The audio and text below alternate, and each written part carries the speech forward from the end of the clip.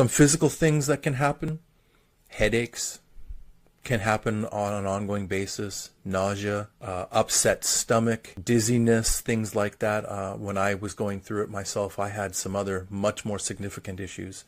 But those are kind of what's the minimum of what happens physically.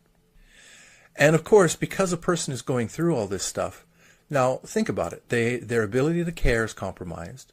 They're starting to go through some potential physical ailments. And there's a lack of hope combined with oversensitivity and hypersensitivity. Is it any wonder that people going through compassion fatigue can have some problems in personal relationships? Just makes sense. Someone with compassion fatigue no longer has the energy to be able to manage themselves the way that they once did.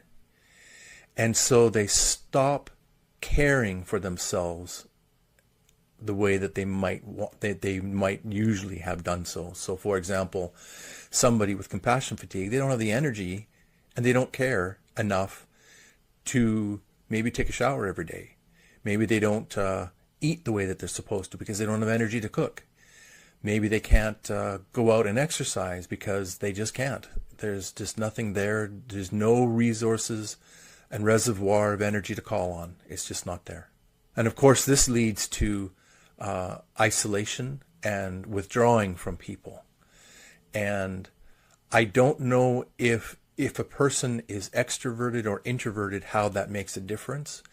The research I did has, and what I've experienced, basically says that if you're an introvert, your natural tendency when you don't have energy is to isolate anyways.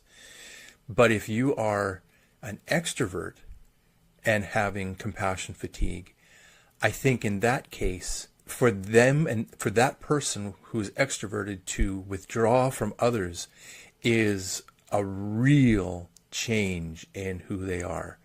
And I think that would be one of the biggest signs to watch for if a person's extroverted.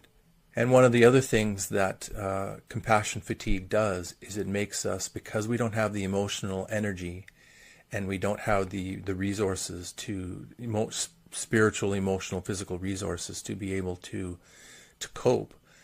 One thing with compassion fatigue is that it leads to a lot of people having substance abuse of some type. Addictions in general become very prevalent. That addiction becomes the way that we try to feel or cope or express what we're trying to feel but can't.